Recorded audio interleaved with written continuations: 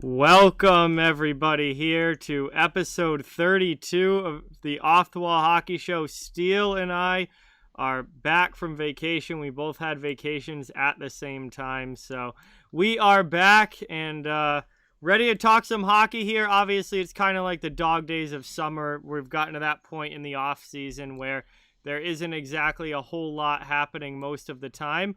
But there's still definitely some stuff to talk about, some teams making moves. We've had some later signings as well to talk about, just as far as some guys signing a little bit after free agency open. And there's still some decent players available that haven't signed yet that definitely also worth talking about as well. So we're going to get into that. And the biggest thing that I want to talk about in this week's show is the defense market, which I think is just absolutely out of control. Some of the contracts that defensemen have gotten this offseason that are ending up being way bigger than I think they should be getting.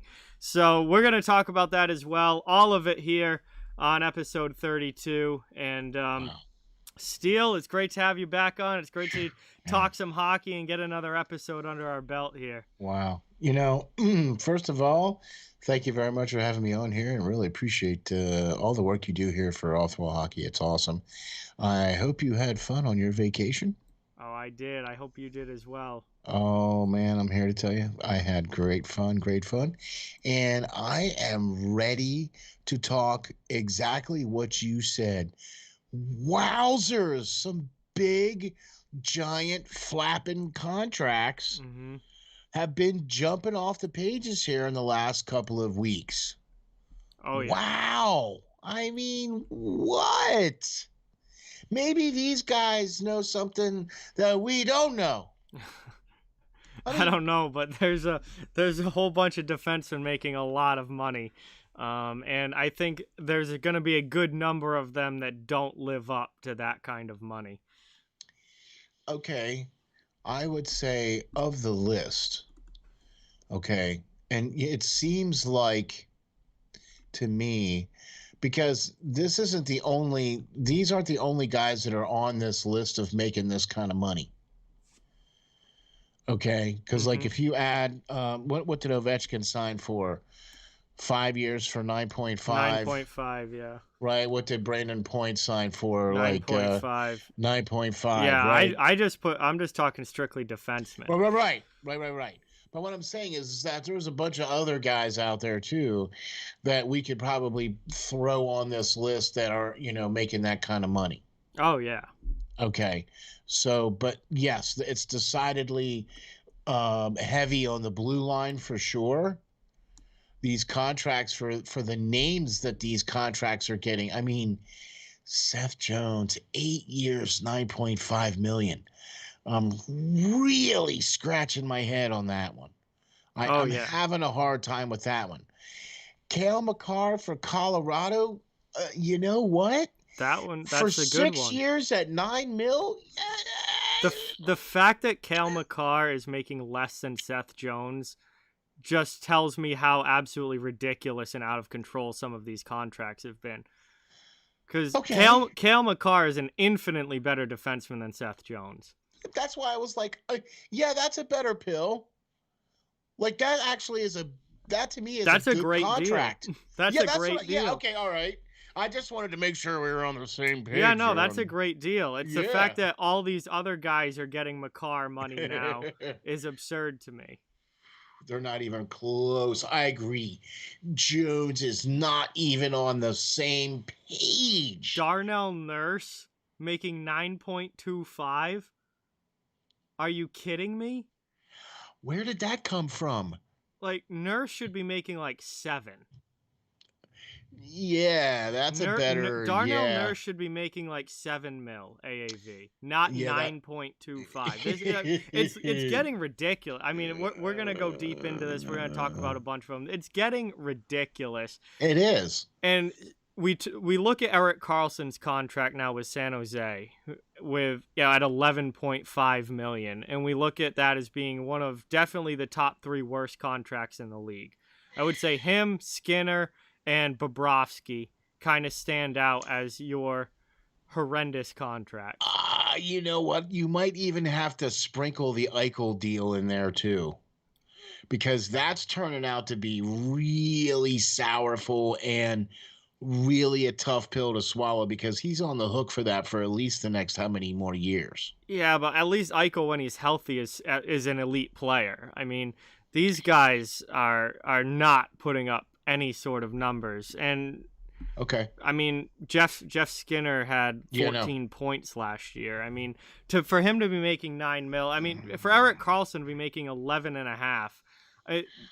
My point is that some of these contracts are going to turn into Erik Karlsson like contracts. Like, you are going to be looking at these and thinking these are some of the worst contracts in the entire NHL. And I think the money getting thrown around for defensemen right now is just absurd. Okay, I can understand the gold rush, because if you look at what Tampa Bay has done over the last 2 years, the type of defenseman that they've been able to put out on the ice, and that's basically what these guys are trying to get, is these types of players that can help them win a Stanley Cup. Do you see what I'm saying? And so I look at this list here, and I see one guy on this list that even is remotely like the Cale Makar. That's the only one I see on here that, like, all right, that to me is an okay deal. Mm-hmm. You know what I mean? That's really kind of the only one. Yeah, Victor Everyone Hedman, else looks like, what? Adam Pelech, maybe? I mean, he got a lot of years, but yeah, that's the thing with the Pelech deal, is the years. I mean, right. Speaking of Tampa Bay, Victor Hedman is making $7.87 million. So he's under $8 million. Victor Hedman, who I think is one of the best defensemen in the NHL and has been for years, yep, is making $7.87 million. Meanwhile, Seth Jones is making $9.5. Dougie Hamilton's making $9. Warrenski's making $9.58 somehow. Darnell Nurse is making $9.25. Like, it's, I think these contracts are going to come back and be a big problem long term. Here's something else too, maybe just some food for thought. The NHL has recently signed a major upgraded TV contract for starting this next coming season. So a whole new set of TV guys are going to be broadcasting the games and the whole 9 yards. It's going to be a whole different set of people and broadcasting rights and all that other stuff. So that contract is, gosh, hands and feet above what they got from the previous contract. And I know that they're saying, yeah, it's a flat cap, but I think the cap after this coming season, I think, is going to go up. Not, I'm not expecting it to go up by $10 million. Well, Frank Saravelli, I actually have it right here. Next season, so 2022-23, $82.5 million. So it's going up by $1 million between this coming year and next year. Beyond that, we don't know. They're definitely taking it as a year-by-year thing, but it's projected to go up to 82.5 for 2022-23. That's according to Frank Saravelli, who is the insider that first reported that. And usually Mr. Saravelli is pretty reliable. Well, he nailed the expansion draft hours before it happened. Right. So that's why I was kind of tongue in cheek saying that he is pretty reliable. Yeah, he nailed that for sure. Look, I am so with you on this, though. The fact that these particular types of players are making this kind of money. I can understand signing a Gabriel Landeskog to a contract kind of similar to this. I can understand signing a Cale Makar to a particular contract like this. I can understand a Braden Point even getting a contract similar to this. Do you know what I mean? Oh, yeah. Some players are absolutely worth it. Yeah, I just don't think a lot of these guys on this list are going to end up being worth it. I would like to see in year 2 or 3 of these deals, if any of these guys are even still. And I mean, Dougie Hamilton very well maybe. Cale Makar is probably going to be. Seth Jones, and maybe Darnell Nurse. But I want to see where everybody else is after that. Even that, still. Yeah, and I like a lot of these players. I think a lot of them are good players. I just don't think they're worth this kind of money. Like, it's particularly, like, the ones that stick out to me, Darnell Nurse, that's absurd. $9.25 million per season. I love Darnell Nurse, and I would love to have him on my team, but I am not paying him over $9 million a year. Like I said, I think Darnell Nurse should be somewhere right around 7 for what Darnell Nurse brings. Okay, so now we got Darnell at about 7. Even still at 8 years, or would you back the years down a little too? No, he's young enough. I'd go 8 years. I give him 7.5 on an 8-year deal. All right. I'd be cool with that. But 9? Yeah, no. Oh my. No, like, it's 9.25. Yeah, it's again like long term. This could become a big time problem. Zach Werenski is another one, and I'm a huge Zach Werenski fan. As much as I haven't liked Seth Jones over the last couple years, I've loved Zach Werenski. But 9.58 for 6 years. I mean, Werenski's a good young blue liner who can be a top pair, who's without a doubt a top pair guy. I agree. Again, I'd like Warrenski on like a 6x, maybe a 6x8. I think Werenski's a better all around player than Nurse. So I would take him at 8. I would take Warrenski at 6x8. And give him a 6-year deal at $8 million per. But 9.58. Yeah, that's. Oh my! Like I don't see it. Even Dougie Hamilton's gonna put up points. He's gonna be a top pair guy. He's gonna, have 50 plus, maybe even 60 plus points. You know what you're gonna get, but again, $9 million, like for a team like New Jersey too, it's really not at a playoff level yet, or at least hasn't been. We'll see if they are ready to take that step or not, but you better hope that Dougie Hamilton, remains being a 60-point defenseman. Because if he drops off, and how many times have we seen guys just drop off? I mean, look at a current New Jersey Devil who's going into the last year of his own horrendous contract in PK Subban. Look at the way he just dropped off and went from being a star D-man to being a guy who you didn't even want in the lineup. Yeah. If Dougie Hamilton does that after, say, year 3, you've got 4 more years at $9 million. The risk with these deals are a lot more than I'd be willing to take, in my opinion. All right, so let's see. If you wouldn't take Dougie Hamilton at 7 years for $9 million, what do you think? Like, say. Like the deal, like say 4 years at $5.5 million or something like that. Oh yeah, easy. But he would never take that. Okay, so I bet you that if it was going to be a shorter deal, you'd have to really bump money.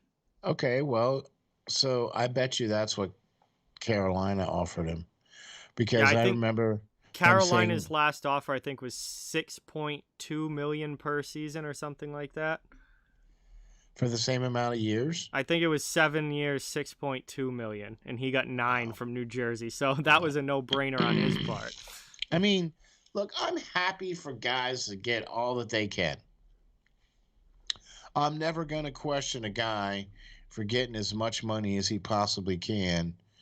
I'm never going to... No, I'm not questioning the players. I'm questioning these GMs. Yes, that's the better question right there. Because I only see the one player on this whole list that's even worth the money that he's getting, and that's the Makar deal. I don't mind the Piock deal. I just think it's too long. If that was 6 years instead of 8, I would be 100% on board with the Piock deal, because I actually think that 5.75 is not a bad cap hit for him. No, it isn't. I just don't like the 8 years. Too much can happen. too much can happen over that kind of span. But you know what, though? That gives them an opportunity, because that's such a team-friendly deal. That gives that potentially could be a movable cog. Or potentially, you know what I mean? It's a team-friendly deal, I think, as far as long as you get a couple more years out of him, then you know what I mean?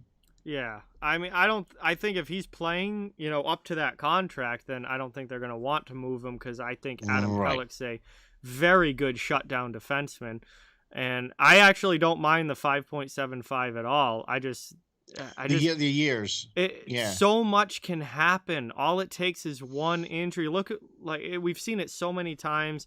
Erik Carlson is such a great example of this. Guy was a multiple-time Norris Trophy winner, played on that bad foot/ankle all the way through the 2017 playoffs, and was never the same again. No. Signed that huge contract with San Jose, $11.5 million per year, and he's never been the same since playing on that bad foot. All it takes is one injury for these guys, and all of a sudden they're not worth half of what they're making. You have no way of getting rid of the contract because nobody's going to take it. And you dig yourself into such a hole, and I see that happening with at least a few of these. Some of these players are not going to come close to living up to these contracts. I'm going to say that 60% of the players on this list are not going to make it. That's just where I'm at. 60%, I think. Yeah, and I mean, Brent Seabrook's another one who now his contract got shipped out by Chicago to Tampa Bay to be LTIR relief. But look at Brent Seabrook, when he signed his big deal, was well worth that money. He was one of the best defensive shutdown D-men in the league. He played on multiple time Stanley Cup winner in Chicago. He was worth that money when he signed that deal. And then look how quickly the injuries just completely took him out of the picture. And now his contract's being passed around like a hot potato because of LTIR relief, from Chicago to Tampa Bay because they need cap space. So I just, and that's not even worst case scenario, because at least if that happens, you get the cap relief. So let's say, someone gets, let's say Piock gets injured for the Islanders and, is going to miss a whole season. Well, you can at least, there's $5.75 million added to your cap right there. Like, that's not even worst case scenario. Worst case scenario is Erik Carlson. Yeah. When they're still playing, they're still healthy, they're still in the lineup and on the roster, but they're a shell of what they used to be as far as a player goes. And then you're paying a guy, all this money to be half of what he should be. And I can see that happening I could see that definitely with Seth Jones. I don't think Seth Jones has ever been worth $9.5 million in his career, and he certainly isn't right now. I could potentially see that happening with Dougie Hamilton down the line. I could definitely see that happening with Warrenski, especially if they don't get him any help in Columbus. Columbus is going to be terrible next year. If you don't get him any help and you play him 26 minutes a night, something's going to go wrong there. Yeah, I'm with you. I'm with you on that. It's mind-boggling to me, the money being thrown out for these guys. I also think the same thing with Nurse, too. Oh, definitely. I don't think, I just don't think he's going to be able to, I would like to address that with our resident Canadian experts, Perlo and Peyton, on that Darnell Nurse signing. I'd be interested to see what their take is on that, because I imagine that probably didn't go over well. I mean, just the amount of time and the amount of money for the player of his caliber. I just don't think he's worth that much. I like him as a player too. Like, I'm not ragging on this guy. Like, I like Darnell Nurse's game a lot, but 9.25? No. Yeah. That's just... not for 8 years. I would have probably gone 7 years, maybe 7.5, maybe almost 8. Yeah, I would have definitely done 7.5, but 9? Oh no. 9.25. He's 26 years old, so he's still decently young. Yeah. He had a career year last year. He had 36 points in 56 games and was plus 27. He had the best year of his career last season by far. And again, I like his game. Like, he's a good defenseman. Yeah. Oh yeah. Oh but yeah. I don't think there are many defensemen in the league that are worth over $9 million a year. I think that kind of money should be reserved for the elite guys. Darnell Nurse isn't elite. He's very good, but he's not elite. Okay, so like, I just been noticing something here. Maybe you can help me out here on this. You notice how in NBA, the really elite players get the quote unquote max contracts. Yes. The max contracts are $150 million for 3-4 years. Yeah, I'm not sure. Well, I don't follow basketball enough let's to just know. say that's what it is. Okay, it's something crazy, ridiculous like that. Okay, but the NBA has allowed each team to have, I think it's 2 max contracts on their roster at any given time, which that means that those guys are those max contracts, or those guys are making well over $10 million a year. So it seems like the NHL's max contract is about that 9.5, and then once you get past that and you get into that $10 million range, you know what I mean? When you start getting into that double-digit a year range. Panarin, Eichel, Matthews, McDavid. Okay, all right. So you get where I'm going with that. But even like Ovechkin is only getting 9.5. Yeah. You know what I mean? Even the big major guys right now aren't making that kind of money. I mean, yeah, there's a couple of guys. Yeah, I mean, they're the guys that signed a few years ago before we knew that we were going to have a flat cap. I mean, they started handing out $10 and $11 million per year contracts. Those were starting to fly, and then everything happened, and now all of a sudden money's come back down a little bit. But and I think there's also been the influx of the new TV deals, and that's why I think some of these contracts are for the length of time they are. Well, that's the other thing. That's a big difference between the NHL and the NBA, is that the NBA guys want shorter term deals. Like they're moving 3-4 years. They're moving teams all the time. They want like 2, 3, 4 years max. Like they because there aren't a lot of career ending injuries in basketball. Like, you think about the top players, and the names that are getting these max contracts are guys that have been max contract guys now for years, or are going to be for years down the line.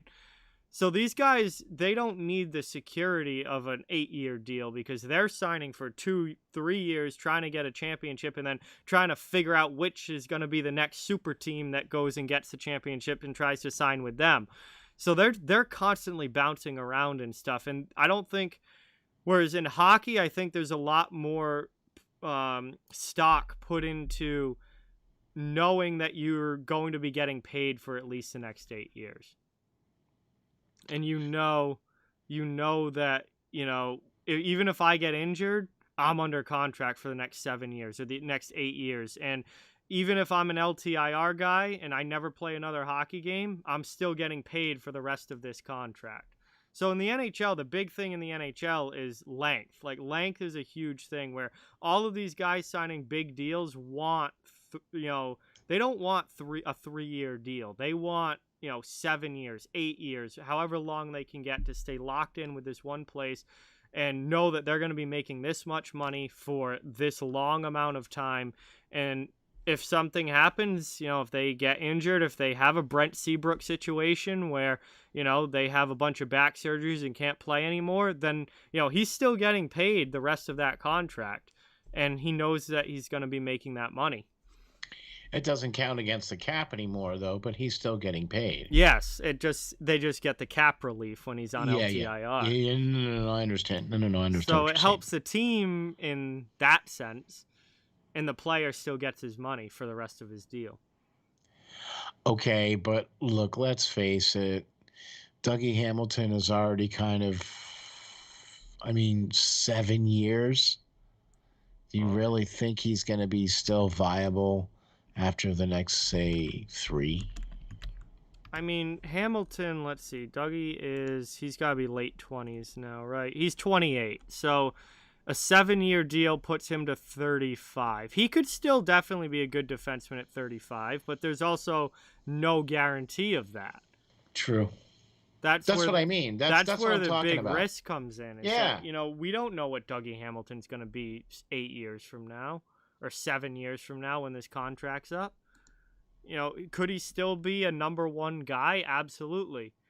Now, his next contract certainly isn't going to be at $9 million per year because he's going to be signing the 35 plus, old man those contract. are going to be those are decidedly smaller contracts. Yes. Yeah, he'll be getting 3-year by $4 million or something like that if he depending on what he's what level he's still playing at. But I agree. No, I just think that the defense market has gotten out of control this offseason, and you're seeing guys that are not worth this kind of money getting these huge contracts. And I think some of them certainly will probably work out. Cale Makar, I think he's going to be the best D-man in the league for a while, so that's going to be a fine contract. And he's one of the cheaper ones on here. There are guys getting more than 9 that are definitely lesser players than Cale Makar. But he actually, wait. He's not actually the cheapest one, but he's the one that has the most value for what he signed and the amount of money that he's getting paid. Yeah, absolutely. Because I think he's going to be the best defenseman in the league. I think he's going to win the trophy probably next year. Yeah, he's got multiple Norrises in his future, in my opinion. I really do, because I think Victor Hedman.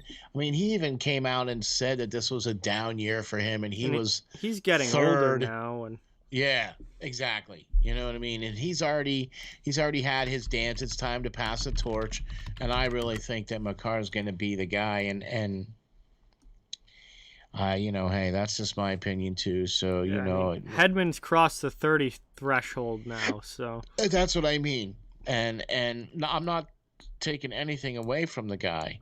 You know what I'm saying? But once you get past that 30 threshold, and as a D-man, it's tough to continue that level of play. I'm not saying that he still can't do it, because I don't have any doubts. That look at what he was able to do and was able to still be considered in the running for the trophy, even though he came out and admitted he had a down year. Yeah, a down year for him. Your down year, geez. A down year for him would be a great season for a lot of defensemen in the league. That's what I mean. Like, God, that's a down year for you, dude. Gosh. I'd hate to see a really fracking good one. Yeah. Okay. Well, what? That's what I mean. I can see him still being good for the next couple of years. Oh yeah, easily. Absolutely. You know what I mean? So, I think some of these contracts are going to work out fine, and I think some of them are going to be disasters. And when I see GMs throwing money like this out there on players that I personally wouldn't be throwing money at like this, I start to pay attention, and I'm interested to see which ones turn out to be disasters, because at least a couple of them are. And somebody like Dougie Hamilton's had a great last few years. He very well could be worth this money, without a doubt. But there's also that chance that after 2 or 3 years, things go south and he falls flat on his face. And I would say the same thing for most of these contracts. Would you do Dougie Hamilton for 5 years? Yeah, that's a safer bet. A 5x9 is definitely a lot safer bet than a 7x9. Absolutely. Yeah. Okay. Because then, if he's 28, you're looking at him being 33 when he's... Yeah. Then, he still could get one more decent contract at 33. Or what you could do is you could give him a 5-year deal with the option for a 2-year extension okay, at maybe a prorated rate or something crazy stupid like that. I mean, I don't know. Because there's no way that he could get an extension for that and expect to still be making $9 million after 7 years, and now he's in his 30s. Mid-30s, yeah. No, Yeah, his next contract will not be this high. that's what I mean. So if you say, hey, we'll give you 5 years for $9 mil, right, and then we'll put something on there for a potential for an extension, not obviously at 9 mil, but we'll have your rights for the next 2 years or whatever. You'd have to cross that bridge at that time. Yeah. No, I mean, Seth Jones is the one that I just don't think is going to be good at all, just because of how bad he's been the last couple of years. If we get to, let's say, the trade deadline, and he still is languishing around at 20 points. Nobody's touching that. But do you see what I mean, though? No, Chicago's in deep with this now. They've put all their eggs in the Seth Jones basket. Well, they put all their eggs in the Jones family basket. Yeah, because there's no getting rid of this. Because this 8-year extension at 9.5 doesn't even kick in until next summer. He still had 1 year left on his current deal, which is for this season. And then the 8-year extension at 9.5 kicks in next year for 2022-23. Nope. Nobody's taking that contract. Chicago is in it with this deal. Like, they're going to live or die with this Seth Jones contract. Because if they get into this and he has 20 points and he's minus 15 on the season, and I mean, nobody's touching that contract. They're going to be in the same situation that Buffalo is right now with Jeff Skinner. If he follows his current trend, he needs to have a bounce back season. So, like I said, if he follows his current trend of points, which has been on the down. Yeah, he had 28 in 56 games last year, but he was minus 18. So by the trade deadline, that's just a spit past halfway, right? Yeah, usually it's a little past. No, it's closer. It's more of a split, I think, but in the second half. I think it's a split between like halfway and 3/4. So it's almost the same amount of games. 50 games. Yeah, I would say in an 82 game season, I would say the trade deadline would probably be somewhere around 55 games in or so. Same amount of games. Actually, it might even be further into the season than that. But yeah, if he has 28 points at the trade deadline and is a minus, there's going to be a problem. Okay, so that's what I'm trying to say to you here now. Okay, so if he follows his current trend and he's a minus player, he's only has 28 points after 50 odd games. That is a huge, all right. But if he comes out the next year and does the same exact thing, which is kind of what we're all expecting, then yeah, you're in really deep doo-doo on that one, buddy. Yeah. I wouldn't want that contract if I was a team. And, that's going to be the other sad thing, too, is that after 2-3 years when this marriage sours, right, because he's not going to get his minutes. Do you see what I'm saying? Because something's going to happen where he's not going to get something that he feels he's going to get or whatever. Something I feel is going to happen. I didn't realize Seth Jones was this. I knew he was bad last year, but his analytics last season, I mean, were absolutely abysmal. Like, his WAR was 3%. He was in the 3rd percentile. Like, that is dark red. And he's bad offense. Actually, he was bad at even strength in general. His even strength offense and his even strength defense were both terrible last season. And since he had his 60-point season, they have just plummeted. Dropped off a fracking cliff. Yeah, he's good on the penalty kill. That. Don't you have third pair guys that can do okay, that? but for 9.5 mil a Yeah, year? don't you have third pair guys that do that? Jeez, that's a little excessive, ain't it, Now, guys? I don't think he's going to be as bad as he was last season again. That was like an abysmal year. But And he wasn't playing with nearly the group of players that he could potentially be playing with in Columbus. Which that doesn't really give me the warm fuzzies neither. I think he'll be playing on a better team in Chicago. Okay. Yeah, he'll be playing on a better team, but okay. I just the trajectory is not good. Now, I don't think he's going to be as bad again as he was last season, but he certainly isn't elite, and he certainly isn't worth $9.5 million per season. He certainly isn't worth getting the elite money for the elite years, and I agree with you 100%.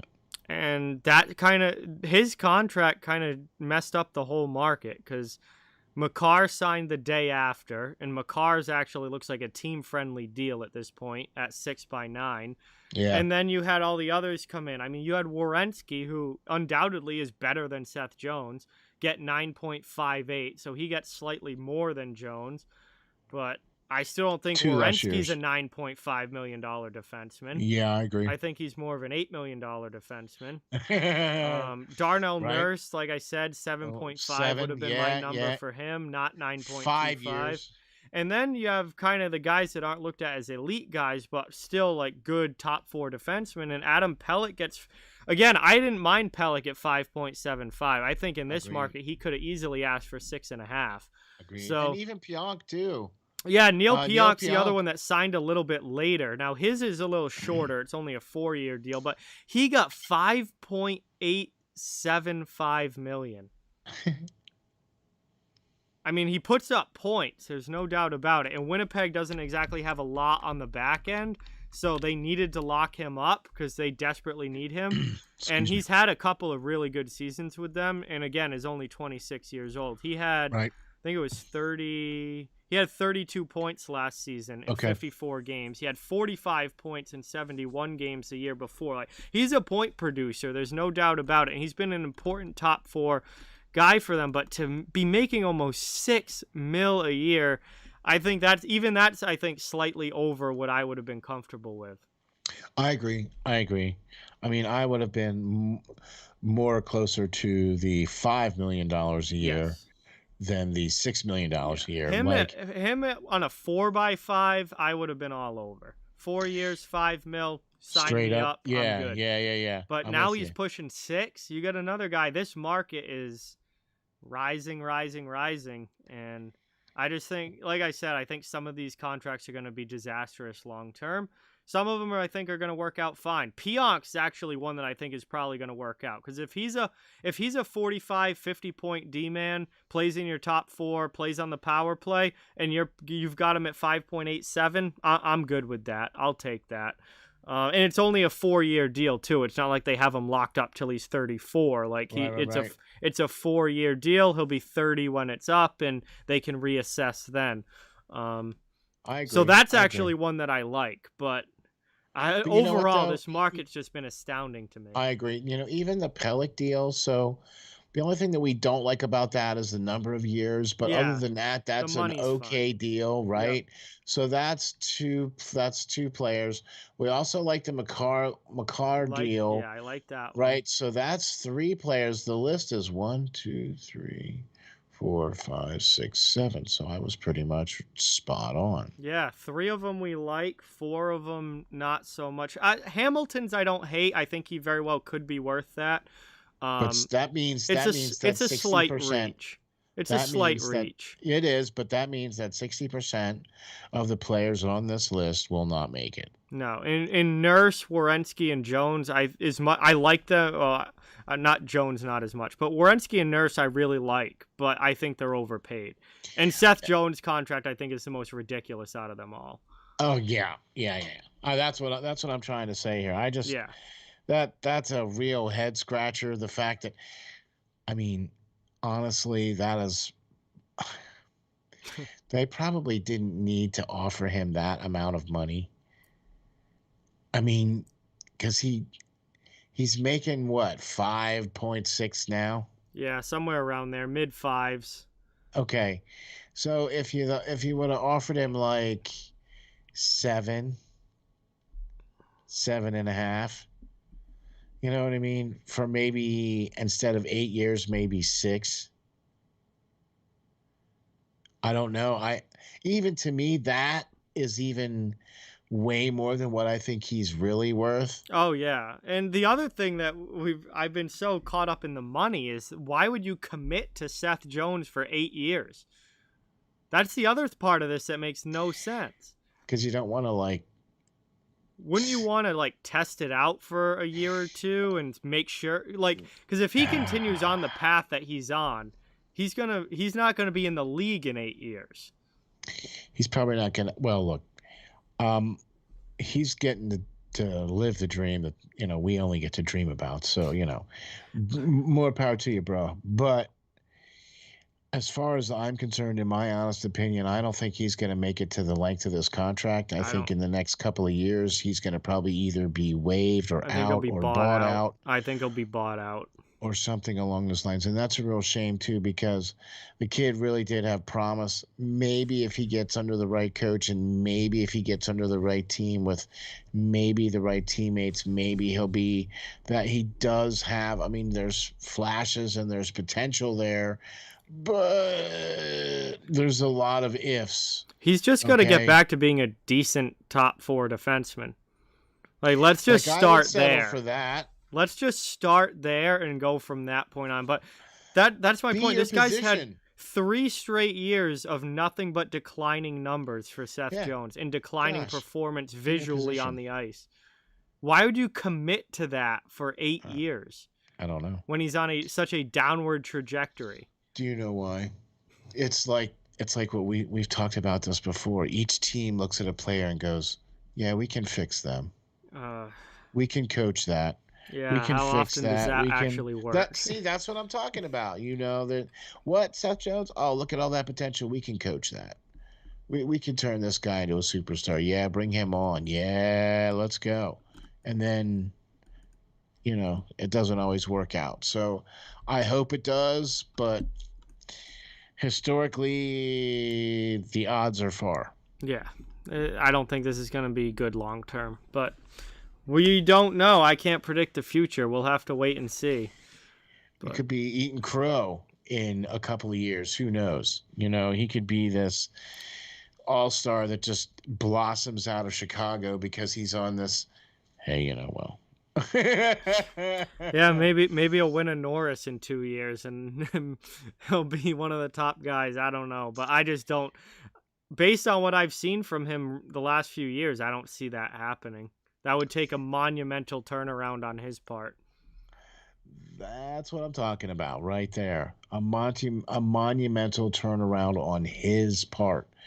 Look, you can remove the excuses. Oh, he played for a bad team. Oh, he played for a bad goalie. Oh, this, oh, that, oh, this, oh, that.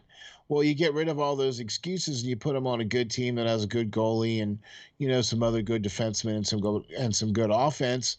Well, so now what's your excuse? Mm-hmm. It's you. Oh, okay. Well, naturally, because you got to help to try to remove the excuses to figure out what's going on. So, yeah, absolutely. But anyway, that's what I wanted to, one of the main things I wanted to talk about was just this defense market right now and the kind of money that these defensemen are getting. They're all getting paid like elite defensemen. And I don't think they're all elite defensemen. So, I have one question. All right, here's my question, and this question is to all the general managers of all the teams out there right now. Okay, here is my question. John is an elite play-by-play man. Why are you not banging down this guy's door and giving him a 3x3.98, whatever you want to do? Hello! That's my question right there, buddy. How's that for you? Well, we'll see if the phone ever rings. But well, I'm gonna put it out there because, man, look. Here's the other thing too. I want to see how this pans out over the next couple of years, because I really think that some of these contracts are a little bit too early.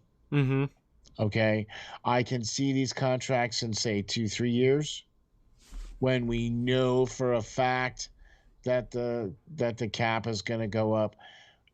Look, there's also some teams out there that have quite a bit of money to spend. You know what I mean? If they have look, it all goes back to the major capitalist deal, or the major capitalist fundamentals is this. Look, if you want to pay your CEO $3.5 million a year, he might be the worst CEO in the whole world. He you know what I mean? But if you choose to pay him that, then that's your choice. Yep. And it doesn't matter what anybody else thinks or says. Right? So if Chicago wants to write a check every year for $9.5 million for Seth Jones for the next 8 years, then I hope you guys are ready to accept and swallow the pill that this is the type of player that he is, and this is the kind of production you're going to get. Yeah. I don't think they're going to swallow that pill, but hey, I guess they're willing to now, at least. Yeah, maybe 5 years down the line, we'll be talking about the Seth Jones buyout from Chicago. But you know what I mean? I'm just using that as an example. Yeah. I think Dougie Hamilton's going to probably be another one, too, where, I mean, come on, 7 years? We'll see. At $9 million? I thought that the league was trying to, get rid of those front-end loaded contracts that go long, so that it evens out. You know what I mean? Like, they would give these guys these exorbitant amounts of money at the beginning of the contract, and then at the end of the contract, the contracts were really light. Or the exact opposite. The beginning of the contracts were really light, and the end of the contract was really big-time money. Yeah, but there's rules now, like you have That's to... what I mean. There's percentage rules now, and the cap hit's the same no matter what. You can front load the contract all you want. The cap hit's the same AAV all the way through. But there are rules like... Exactly. You can only... I don't know. I don't know the business side as well, but I know that there's like... You can only put a certain percentage more in the first year than what you're putting in the second or the third or the fourth. Or fourth year. Yeah, exactly. You can't like completely front load it and then have it be $1 in the last year of the contract or something like that. Right. Or do it the exact opposite, so that, by the time they get to the end of the contract, or before they get to the end of the contract. See, that's the other thing too. If they reach that 35 age by the time before they get to the end of the contract, you know what I mean? How does that affect things? Look, there's all kinds of different things out there. The truth of the matter is this. We both feel, our educated opinion is that Seth Jones' contract is just a bit outside. And we also feel that the Dougie Hamilton is also on that same train of just a bit outside. We're questioning the Warrenski, the amount of money that he's getting. We're questioning that. We're also questioning the Darnell Nurse money as well. We're happy with everybody else on the list, but see, I like Hamilton's better than Nurse's. I agree, because Hamilton's got better upside, maybe. I think Hamilton's pretty established at this point that he's going to be a big point producer. And if that's what you're looking for and you need an offensive defenseman, then there you go. He's definitely your guy, that's for sure. No question about that. Darnell Nurse, I think, is much more of a bigger question mark as to what he's going to be able to sustain over a long period of time. And again, he's making more than Dougie Hamilton now. So. And I also think too, it has a lot to do with the teams that they're going to be on too. Mm-hmm. I think Dougie Hamilton being on with New Jersey is going to be that's going to be a pretty good gig there, because I think that's going to improve New Jersey to the point where that's going to potentially keep him motivated to want to continue to play and be good and try to make the playoffs and try to do, you know what I mean? Mm-hmm.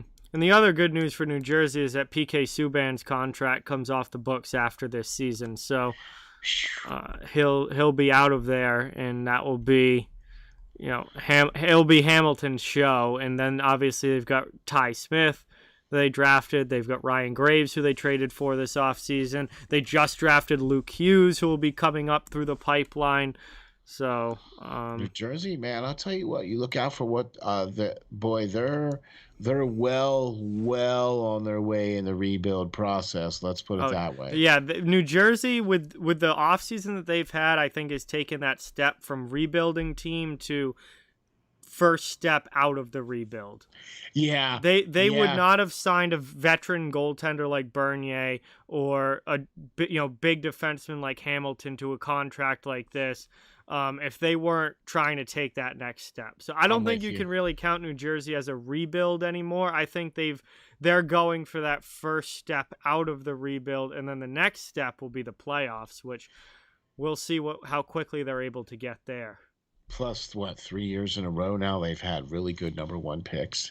They've had, I remember specifically their 2020 and 2021 drafts being very good. So this is a team that is setting up to be very good. And the last time I checked, their other number one overall pick is working out pretty good too. Mm-hmm. So, hey, what do we know, right? Yeah, exactly. Anyway, that's going to do it for our first part here. When we come back, we're going to talk about some more major signings that have happened since free agency open, but kind of a little bit after. Not counting, we just talked about defensemen for an hour, so we'll be talking about other players other than defensemen that have signed some pretty significant deals. And then at the end, we're going to talk about some players that are still available, UFAs that have not signed yet. And there are definitely some notable ones who do not have jobs for next season as of now. And obviously the circumstances surrounding that differs for each player. But first, we are going to hear from our show sponsor, Canine Country Club Resorts.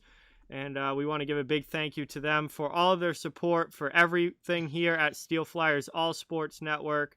Obviously we couldn't do this without them and everything that they do for us. So big thank you to Canine Country Club Resorts.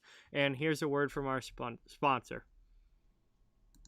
Greetings. This is Steel Flyers from the Steel Flyers All Sports Network, and we have two very special guests. We are delighted to be joined by Tracy Musser and Nicole Howard from the Canine Country Club Resorts. Tracy and Nicole are both managers for CCC Resorts and work at the Windsor or at the club, one of two locations both in Manheim, Pennsylvania. Congratulations on your 30th year anniversary of being in business. Let me start off by saying this. Steel Flyer stands behind this company 100%. Taking care of Steel Flyer's furry friend for the last 2 years now, and they are a one-stop shop for everything your furry friend needs. In fact, let's find out what our friends at CCC Resorts offer. Nicole, how are you today? Good. How are you? Doing great. Thank you. What are some of the great boarding services that you guys offer, and what do we have to do in order to get our furry friends taken care of when we are unable to travel with them? Well, we like to bring everybody in for a tour first. That way they can see the behind the scenes, they can see where they stay, they can see where they play, and then we explain all of the fun things that we can add on to their reservation, whether it be one of our packages, either a nature walk, a ball time, or even a cuddle time. Oh, wow, that sounds great. Boy, it sure sounds like a resort to me. So how are you today, Tracy? I'm doing well, thank you. Tracy, tell me, is it true that you guys have both an indoor and an outdoor pool at the Windsor location? It is true. We've got one of each, so we're able to offer year-round swimming. The indoor pool is a great option for dogs who are swimming for therapy or rehab. It's got that sloped entry so they can wade into the water. Our outdoor pool is a little bit larger, and it's 4 foot deep the whole way across. Both of them are saltwater pools, so it's really easy on the dog's skin and coat. Wow, that's very awesome. So then during the summer months, you have a much deeper pool outside and then a sloped entry shallow pool indoors for the dogs. Tracy, tell the folks how we can get some pool time. Well, the first thing everyone does is come for an intro swim. We use that time to make sure the dog is comfortable in the water. We make sure they know how to get out of the pool safely, and we go over all the pool rules and etiquette with the clients as well. After that, they're able to schedule private appointments where they have the pool to themselves, or they can invite friends and have a whole group swim going on. So after a dip in the pool, then it would have to be off to the groomers, right? I mean, our furry friends cannot go out looking their best. Nicole, what are some of the great services your top-notch groomers provide? Our groomers, they specialize in full service grooms. We can do the basics, whether it be just a bath and a brush out or a blowout. Or for the extra pampered pooches, we can do nail dremels, we can do deodorizing soaks, and also facials. Wow, man, that sounds like a resort if you ask me.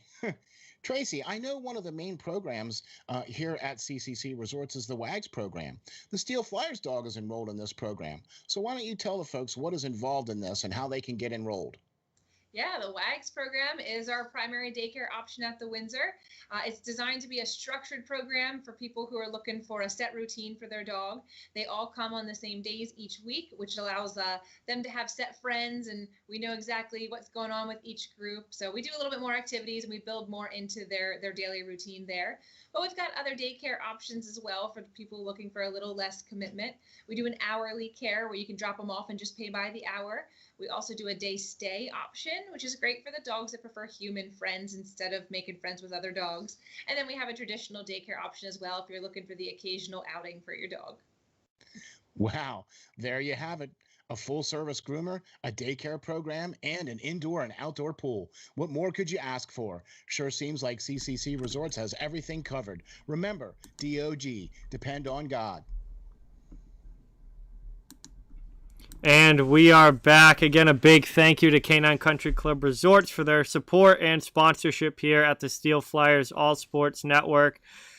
Now we have some more signings to talk about. Obviously, we just spent almost an hour talking about defensemen. Other players have been signing as well, and I'm just going to go through the list here. We do have quite the list. Yeah. Look, before each show, we always come up with some notes and stuff that we do and stuff that we talk about before each show because, we have to have a little bit of a pre-show kind of show thing, to get everything straight, And we came up with a list of players that, we came up with, let's see, 9 players in the defensive market that signed big, giant contracts. And some of those we just discussed. There's some other major signings, too, that we're going to talk about here, too. And that's about another, 9 or so players as well. And then there's another list of players that, are still available.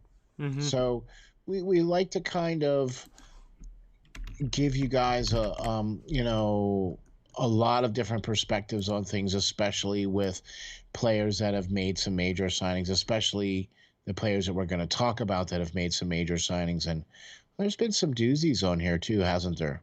Yeah, definitely. We've seen a few young goaltenders get some deals, mostly a few shorter. Young goaltenders.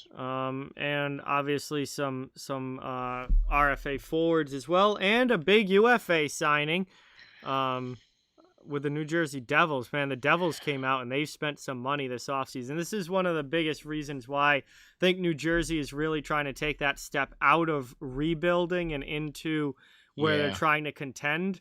Because they went out and they got Tomas Tatar at a 2-year deal, $4.5 million per season.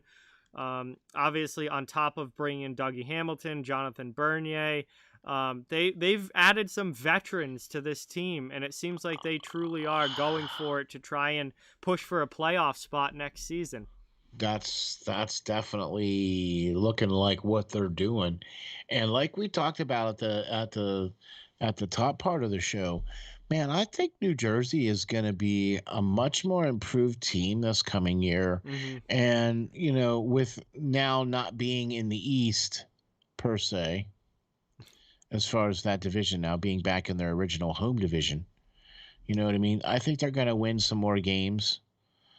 and they're still going to be a team to be content with, because look, they've got a lot of first round draft picks on the team now. Mm-hmm.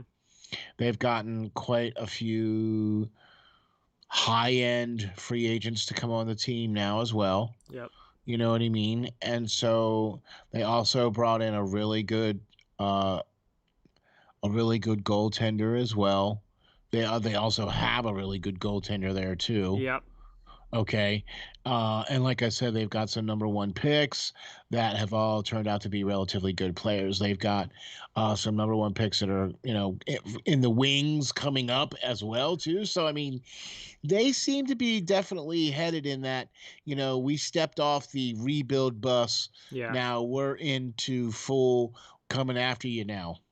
Yeah, definitely. I'm certainly looking for a more or a much more improved New Jersey team from what we saw last year, and I think they're taking those steps and they're headed in the right direction. And this is a team that I've really liked what they've done as far as their rebuild goes over the past few years, and I think they are really setting themselves up to be in good shape, a couple years down the line.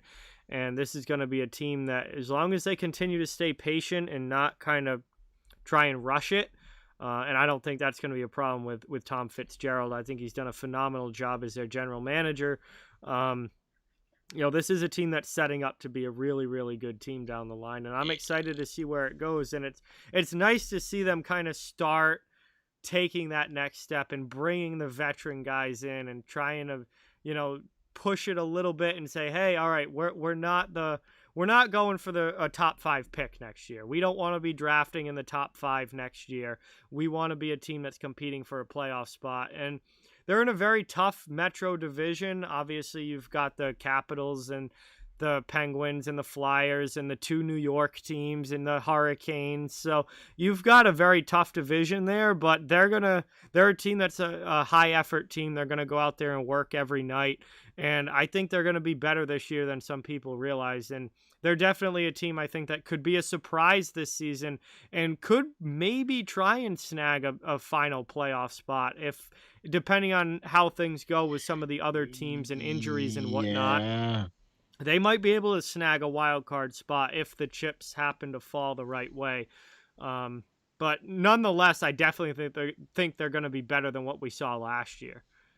They have made the steps over the last couple of years. They've gotten the number one draft picks over the last couple of years. Mm-hmm. They've brought in the players that they were able to bring in. They were able to shed some other players at the trade deadline as well too. You know what I mean? And so that allows them to have some more space and some more room to bring up some of the younger players as well too, and then also to be able to bring in some of these guys like a Thomas Tatar, like a Dougie Hamilton, you know what I mean? Yep. And like a good goaltender to come in and be those difference makers on this team, to bring them more into the light of contention instead of into the light of rebuild or retooling or whatever you want to call it. So, yeah, definitely. And they still have a lot lot of cap space. They still have $12 million. And, they're obviously going to need it, though. And I think that's something to be mindful of, is that, they are going to have these young guys, once they come off their ELCs, are going to be getting significant raises. I mean, you've got Jack Hughes. This is the final year of his ELC. You've got Boquist coming off an ELC this year. You've got Ty Smith, who will need a new contract after 2022-23. He's going to get a significant raise. So, on paper, they have a lot of cap space. But if you're the GM, you've got to be thinking more than just right now. You've got to be thinking ahead. And that's almost, what we've seen with Colorado, where we were ranting and raving, 2 summers ago about how good Colorado was and how much cap space they had. Well, that cap space went away very quickly when they actually started to have to pay guys. How about that? Yeah. So, New Jersey, while they have a lot of space now on paper, and they also have PK Subban's contract coming off after this season, that's another $9 million. They got to realize that they've got a lot of guys to pay down the line. And it's good to keep that cap space. You don't want to spend to the cap right now if you're the New Jersey Devils. because then you're putting yourself in a situation where it's going to be a problem to pay these young guys when they come off their ELCs. Exactly. And that's funny too that we talk about New Jersey and what they've done. It seems as though as well there's some other teams that are on this Eastern Seaboard too that are trying to improve as well.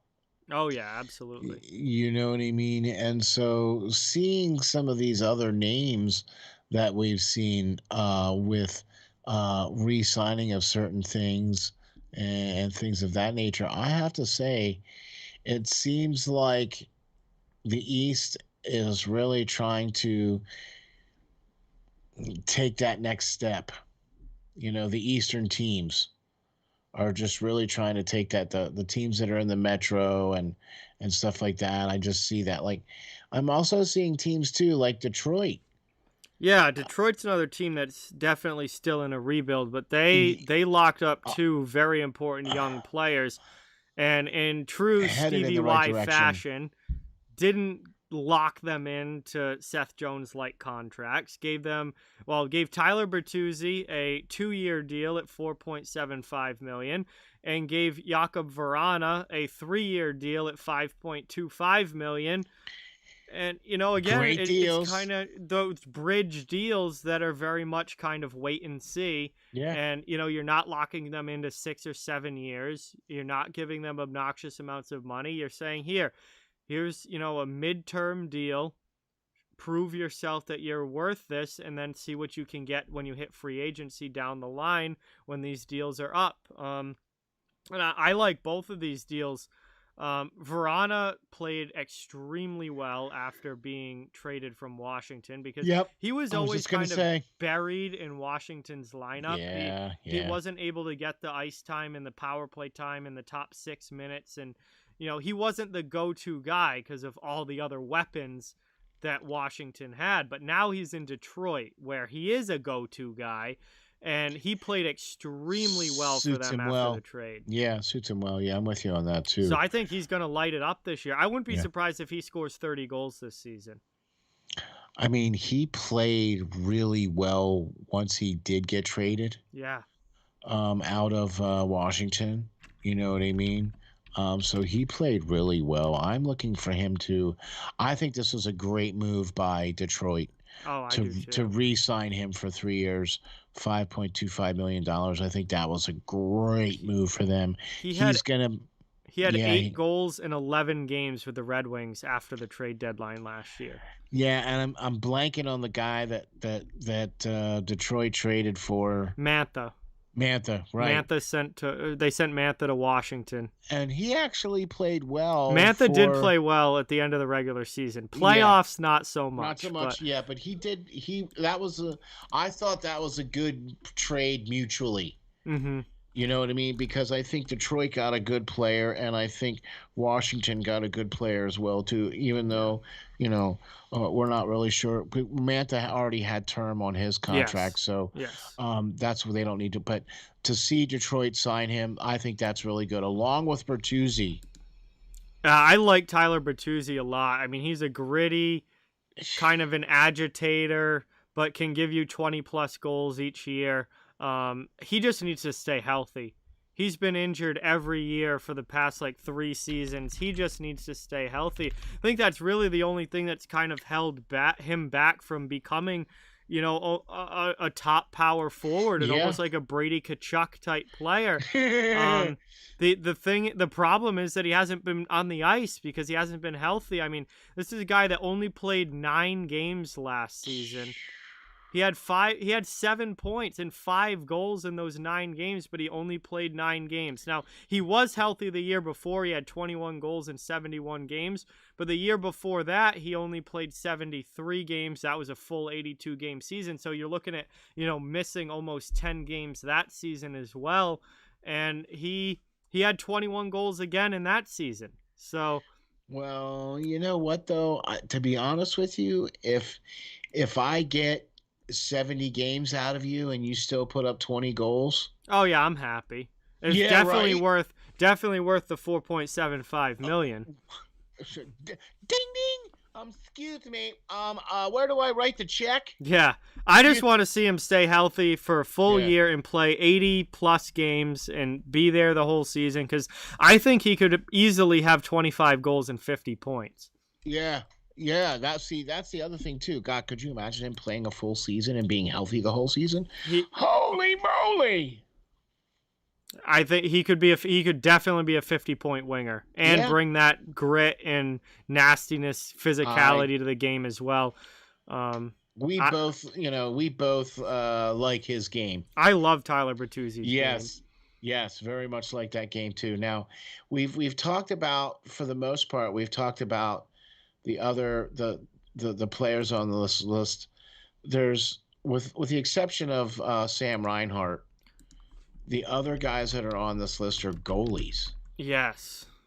And that is another thing too, that last year was a pretty decent backup goalie market. Yeah. Yeah, I thought last year was a good goaltender market. And the year before was kind of, and the year before that was even better. You know what I mean? But I'm with you on there was a lot of goalies moving around this past off season.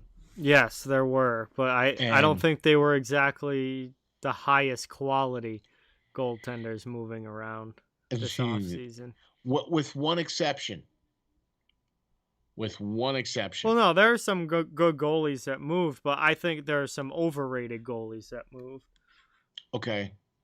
One that I don't feel was overrated was the Grubauer. Yeah, no, I think Grubauer is going to be fine. Well, I think like Seattle, Freddie Anderson, I don't know how that's going to go. Mrazek in Toronto, I don't think Toronto fans are going to like that after this season.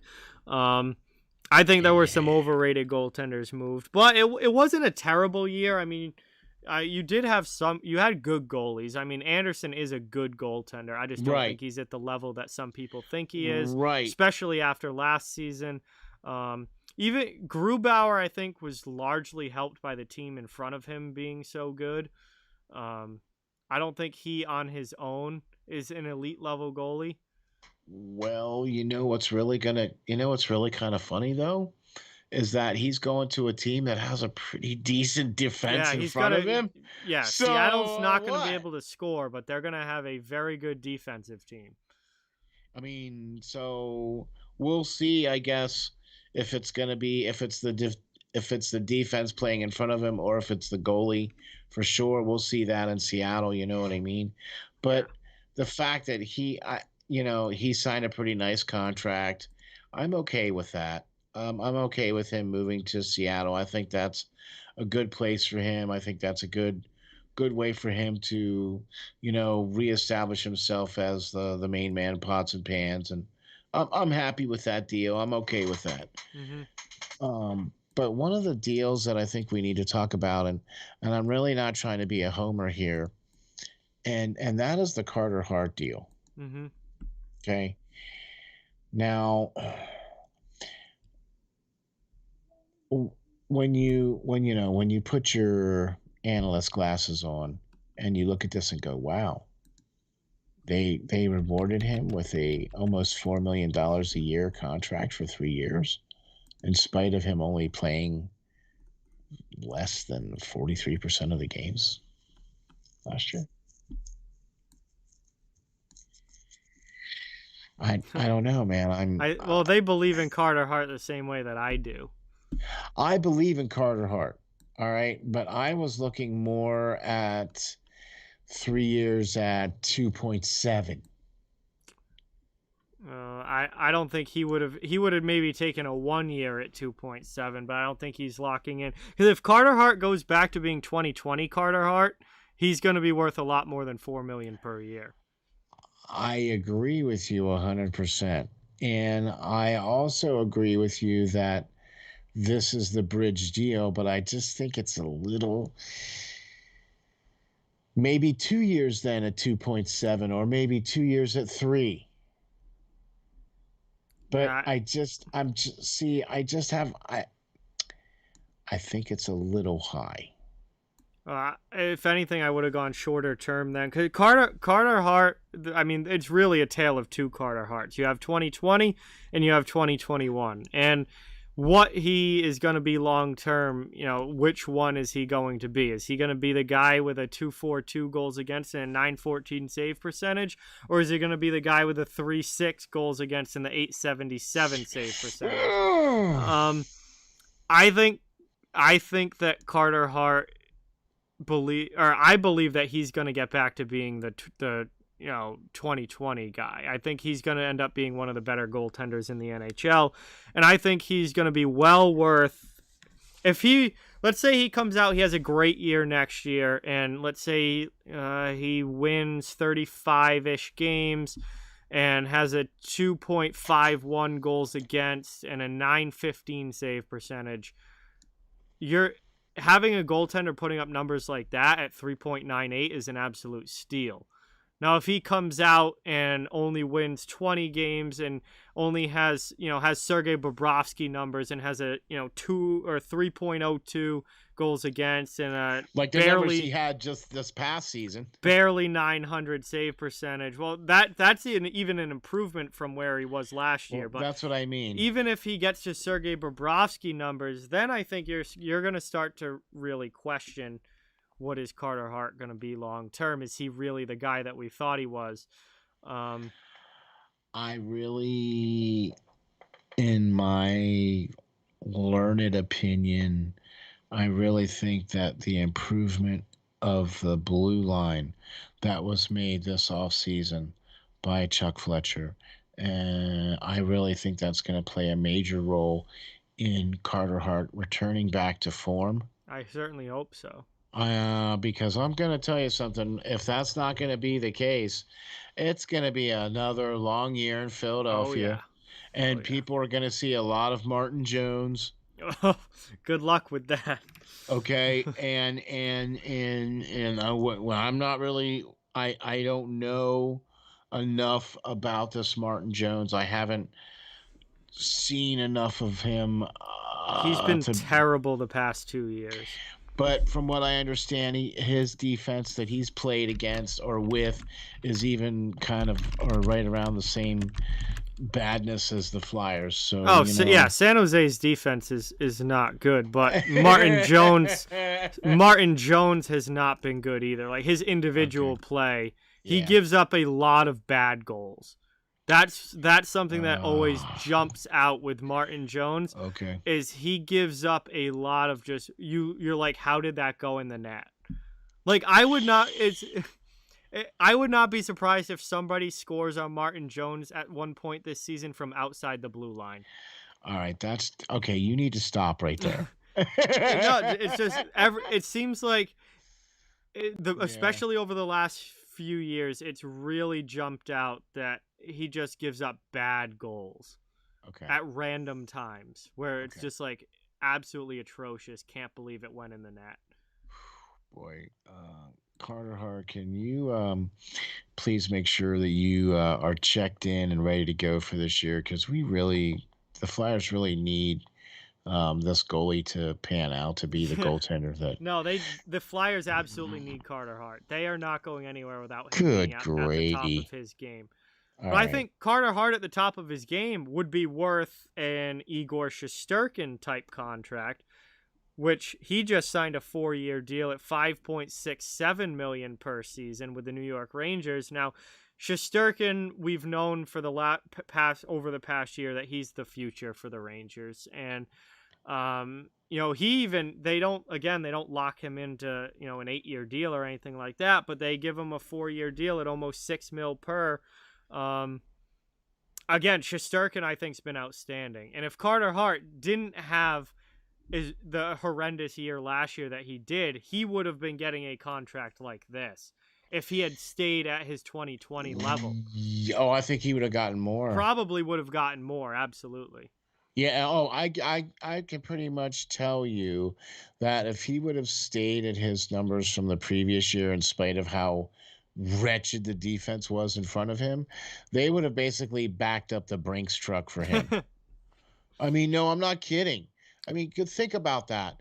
If he was able to still play at that same level Yeah. and still make that same amount of stops in spite of the defense that's in front of him, I mean, Oh, I think even if he dipped a little, even if he dipped a little, yeah, if he pulled a 910, if he that's pulled a 910 save percentage last year with that defense, I think everyone would have been looking at it as, okay, it's not his fault. It's how bad the defense is. He's still a good goal. He's still playing well. He's still right, making the stops. But right. the problem is how far he didn't Dropped drop off. off. He jumped He off a just cliff. fell off. Yeah. He didn't drop off. He fell off. Yeah, he went Or flying. no, he got pushed off. I don't know what happened, but let's just say we hope your head's right this year, Mr. Hart. Yeah, he's got to get back to being I'm Carter. I'm with you on the Shesterkin.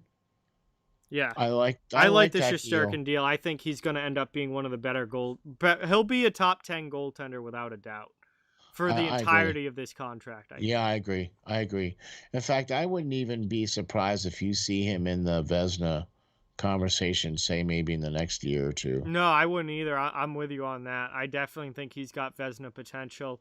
I think this is a very good contract for the Rangers.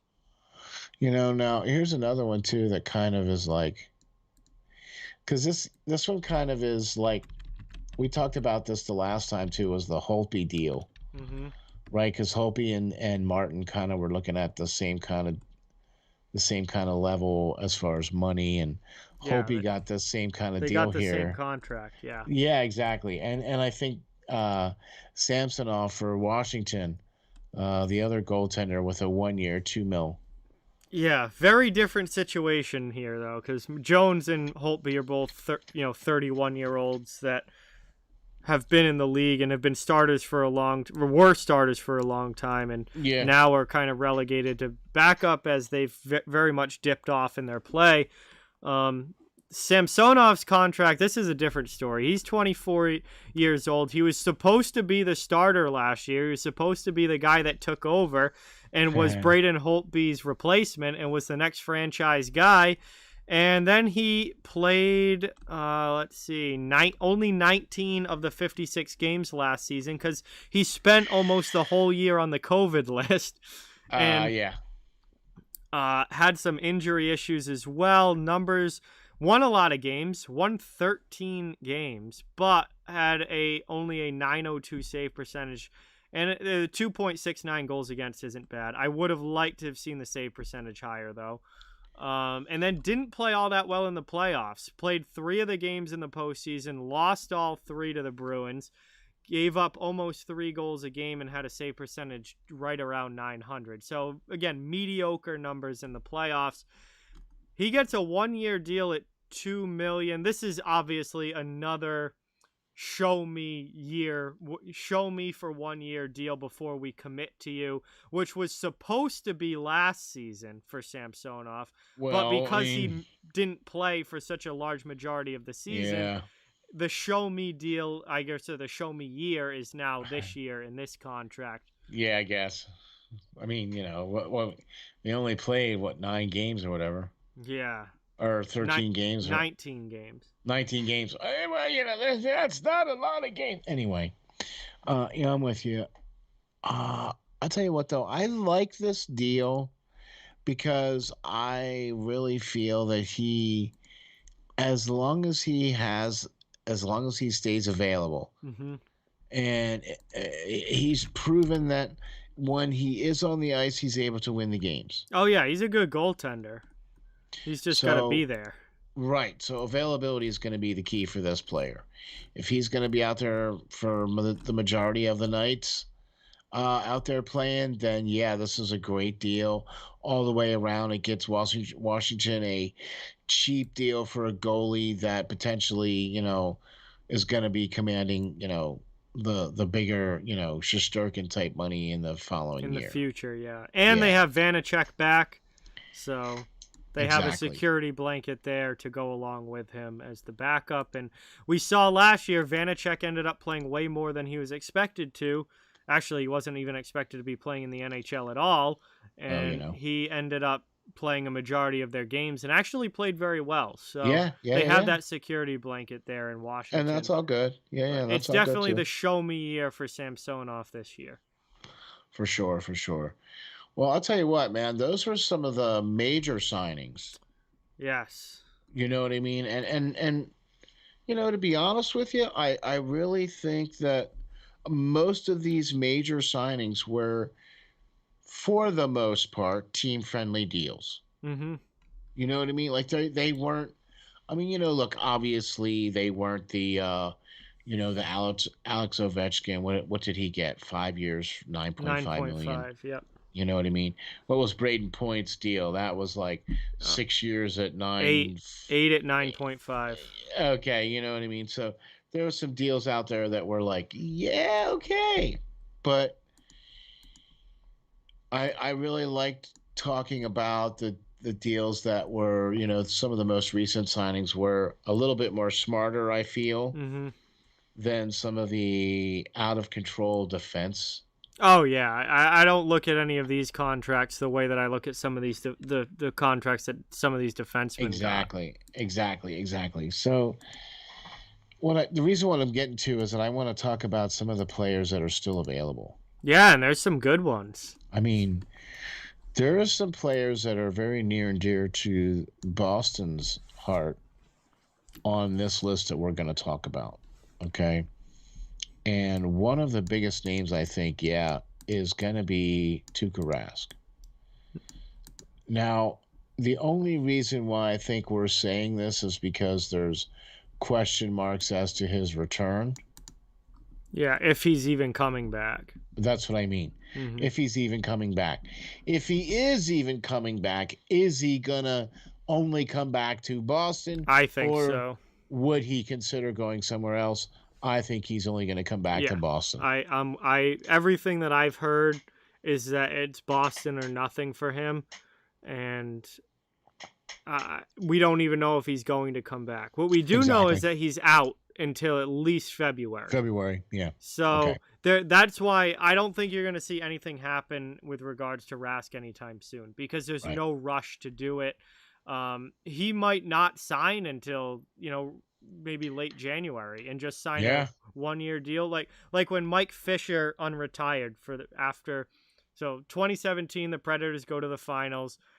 Obviously they lose to Pittsburgh. They don't win, but Mike Fisher retires that offseason, and then like halfway through the 2017-18 season, he signed a 1-year deal with Nashville and came back for the second half of the season and one last playoff run.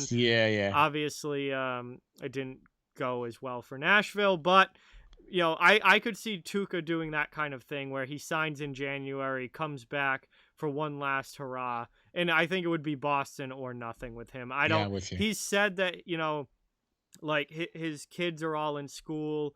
They all go to school, in where, the Boston area, wherever they live, whatever schools they go to. They all have their friends. Like, he doesn't want to uproot his family and go somewhere else. Now, could he just, could they continue living in Boston and then he just go somewhere for half a year and be like, well, I'll sign somewhere for one more playoff run? That potentially could happen. But it really feels to me like if he does come back, it's going to be the Bruins, or he's just not going to come back. Or nothing. Yeah. No, I'm with you. But that's why I wanted to bring that up, because I just wanted to kind of shed some light on that a little bit too, because there is that question mark, and we do know that Swayman is going to be obviously the he's for Allmark. You know what I mean, but he's also, I believe, going to be the heir apparent. Oh yeah, he's absolutely they're planning on him being the future. Absolutely. Yeah, exactly. So and if Tuukka Rask decides to hang it up after this season, or at this season before he goes in, or whatever the case is, or however it goes, look, that's the other thing too. This is almost like a trade deadline acquisition for them. Oh, and by the way, it just happens to be Tuukka Rask. Mm-hmm. You know what I mean? Because the trade deadline is what, February? Yeah, it should be. I don't have the date in front of me, but it should be February. Yeah. Right. Okay, so he's not supposed to be ready to come back until then. Hey, what do you know? Tuukka Rask is healthy, ready to go, and looky there. just in time to be going right into the roster for the Bruins. I mean, it couldn't be any more storybook than that, right? Mm-hmm. They make a run for the playoffs, and he hoists the cup, and he gets to retire in the sunset. Hey, you can dream, right? Yeah. Sorry, I had to go down that road. Some of the other players that were on the list here are Kyle Palmieri. So that's an interesting one because they apparently have a deal in place with the Islanders, which is why he hasn't signed anywhere else. But the Islanders are taking forever to get any of their guys signed. Okay. Pellick's the only one, but Sorokin's still an RFA. Bavillier's still an RFA. Palmieri's a UFA.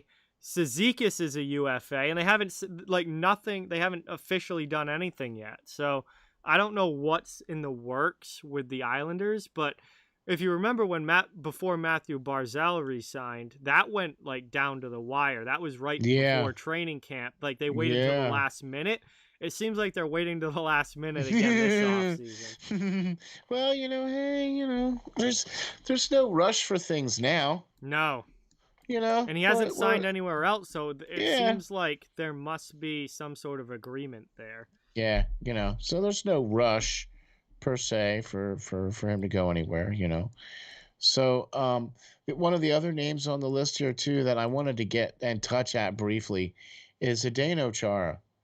Now, and the only reason why I want to talk about him is, because he's near and dear to especially Boston fans. Mm-hmm. But do you think he's gonna come back, or do you think he's gonna hang it up? I think he's retiring. I think at this point he's retiring. Okay, that's why I wanted to touch on that, because he's one of the names on our list here of players still available. Mm-hmm. But yeah, he might be available.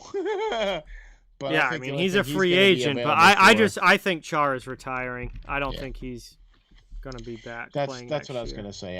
I think that Chara's on the retirement list. The only thing he's holding out for is the retirement list. You know what I mean? Yeah. So all right.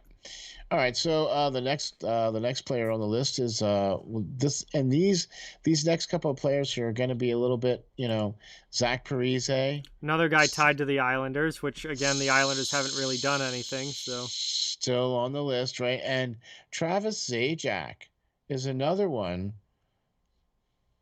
I still think Zajac could be a decent third liner. I'm a little surprised that he's out there. That's the other thing too with the Islanders is that Lee is going to be coming back too off of IR. Yeah, Zajac I don't think he's not going to be going back to New York. But I'm surprised that nobody else is in on Travis Zajac, at least not yet, because I still think he can be. He's defensively responsible. He's a big-time leader. I mean, he played in New Jersey for so long, brings a lot to the locker room. I feel like there's definitely a place out there for Travis Zajac in the bottom six of somebody's lineup.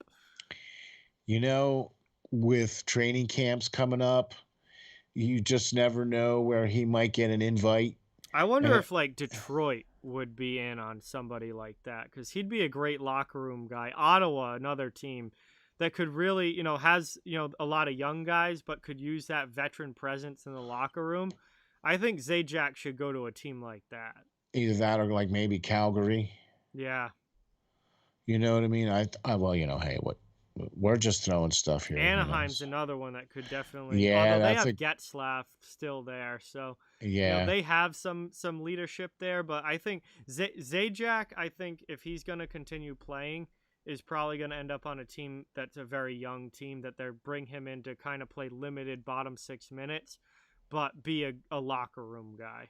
Yeah. No, I'm with you on that for sure. And that's the other thing too, and plus his versatility. He can play the wing, he can play center. Yep. You know what I mean? And so that gives you a little bit more options with that too. So, okay. I like that. So, and I'm surprised that he hasn't been signed. But then again, you know what I mean? It's still early. There's no rush. There's no, you know what I mean? You can kind of take your time. I think we're going to see more of that this year because there's no COVID restrictions. There's no, they're going to be a regular training camp, a regular normal season. Yeah, some of these guys probably won't sign until September. That's what I mean. So and you'll also have PTO guys too, which I think Travis Zajac is better than that. I don't think he is a PTO guy. I think he deserves a spot in somebody's lineup, but there will be PTO guys as well as training camps get going. Which the next guy on the list I think might be a PTO guy. Yeah, man, and Eric Goodbranson. Depth D-man at this point. Big physical guy, tough, but I don't think anybody's rushing to sign Eric Goodbranson. I think he's going to be more of a depth acquisition that you might bring in for training camp, and if he earns a spot as your 7th defenseman, then he's your new 7th defenseman. There you go. Yeah, I'm with you. I'm with you on that. And some of these other guys too might also fall into that category too. James Neal. Yeah, James Neal. I think at this point is a PTO guy. I mean, he's not bringing anything to the table anymore. Sammy Vaughn again. He's fallen off a ton over the past couple years. Yeah. I mean, this was a guy who was, at one point almost a 40-point guy with Anaheim, and then really kind of dropped off after going to the Devils, and then last season had just 6 points in 39 games. I don't think Sammy Vaughn is not a guy that's getting rushed to be signed. No. Another kind of bottom pair, maybe 7th D-man at this point. Exactly. I'm with you on that. The last name on the list is Tyler Bozak. He's one of the best players still available. And that's what I mean. I'm surprised that Bozak hasn't been signed. Does he have time left on his deal? No. Is he an unrestricted free agent? Yeah, he's a UFA. Okay, well then. All right. Well, what's he going to be looking at? Like he's 5'6". He's still a very solid third line center. Yeah. I think he'll probably get somewhere. I don't know. Bozak is 30. Oh God, why is his age not listed? Oh, he was born in 1986, so 96, 06, 16. All right, so he's mid-30s now. He's 35. So 35-year-old third-line center. He had 17 points in 31 games last year. I mean, offense has definitely dropped off. One and a half, $2 million a year, maybe. Somewhere 2.5 to 3, probably. Whatever. I don't know. Actually, because of his age, you might get him cheaper than that. That's what I mean. 1.5 to 2. You might get him at 2.5 mil. I still think he can be a solid bottom 6 center, though. That's what I mean. I'm surprised he's still available. He might be another one of those types of players too that we'll wait till see what happens after camp. Yeah, that's true. Or he might in camp. Yeah, or he might get an invite to camp. That's the other thing too. So we'll see. Yeah, we'll see. I mean, he was making $5 million on his last contract that just expired. Now, obviously, he's not worth that anymore. But I'm a little surprised he's not on a roster. Yeah. But I think with where we spoke, as far as the amount of money that we felt that he was worth. I think that would be a good deal for him, 2-3 years at that kind of money. I think that would be a good deal for him, and there's going to be a team out there that'll scoop him up. Yeah. Another one, I'm just kind of looking through the list of remaining unrestricted free agents here. Another one that kind of jumps out at me is Derrick Brassard. 33 years old, actually had a pretty decent season with Arizona last year. And Arizona wasn't a good team, but he had 20 points in 53 games. So again, obviously not a top 6 player that he used to be, but in a third line role, if you can get, 20 to 30 points out of him on a third line, another guy that I still think could provide some value in the right situation. And Bobby Ryan is another one. Coming out of Detroit, he had 14 points in 33 games last year. So, he's a guy that I feel like at least should be on a roster, and I think will be by the time that we actually get started next season. I will agree with you on that. There's definitely those. mean, that's like that almost. Football does the same thing. Oh yeah. There's a bunch of guys that, look, let's face it, don't really want to go through training camp. I mean, okay, you get into the league for however many years and you suddenly realize, yeah, I don't like training camp. Mm-hmm. So if I can skip it, I'm gonna. Yeah. And there's guys out there that do. I mean, I don't have a problem with that. Especially older guys. Like they don't need to go through that over and over and over again. And see, that's the other thing too, is certain coaches will give those older guys a little bit more breaks. Yeah. Where they won't, like, if you notice in a lot of the preseason games, most of the big name stars don't even play in the preseason games. Yeah. Like, you don't even see those guys until like the last 2 or 3 preseason games, and even then they're only going to play a period or two. You know what I mean? They play a lot of the inner squad scrimmages and stuff. Yeah, but they don't. You don't see a ton of them in the actual preseason. That's what I mean. They're not risking them getting injured. Yeah. Exactly. So, you know what though? I gotta be honest with you, man.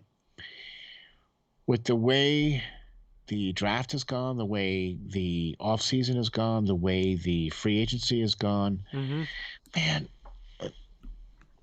We got puck drop here, man, and in what? Couple months. 2 months. Couple months. 2 months. We got puck drop. I can't wait. From today, the 14th, right? 2 months from today. Yeah. I'm excited. I can't wait. It's honestly, it's going to be a fast 2 months, but a long 2 months at the same time. Agreed. But yeah, October 12th is opening night, so almost to the day of exactly 2 months. October 12th, and two incredible games to start the season too. Pittsburgh against Tampa Bay at 7:30, and then Seattle against Vegas at 10. I have a feeling you're going to be calling those games. I have a feeling I'm going to be opening the season with a doubleheader. I have that feeling myself, my man. Yeah. And then the Rangers and Capitals play the next night. Ooh, doggies. You know what? Look, for the first time, look, we say this a lot about every season, hey, we're excited about each of our favorite teams every year and everything like that. I'm really excited to see what happens with New Jersey this year. Yep. Because I think they've done a lot of very interesting things. I'm also really interested to see what happens with Philadelphia. I am too. They have made a major culture shift in Philadelphia, okay, in my opinion. And I want to see how that comes together. Yeah. This year. Because if it don't, it's gonna be a restart. It's gonna be yes, this is Mr. President. We're at DEFCON 1. Please hit the button and start over. Yeah. They'll clean house. If it's another bad year, I mean, Fletcher will be gone, Vigneault will be gone. They'll completely clean house and start over. So this is a very, very, very pivotal year for the Flyers. If they do not come out of the gates well, Vigneault will be. If they come out bad in the first 20 games, Vigneault, I think, will be one of the first coaches fired. That to me would spell major failure. If they come out in the first 20 games after all the moves that this team has made, that to me would come across as a huge failure. And that would also mean too that the general manager won't see the following draft. So I feel if they're 7-9 and 4 to start the year, I think Vigneault is gone at that point. Yeah, there has to be a concerted winning record in the first 20 games. Yeah, I think they got to win at least 12 of their first 20. At least. At the very least. And, I mean, look, we're not talking about a short leash or anything, are we? No.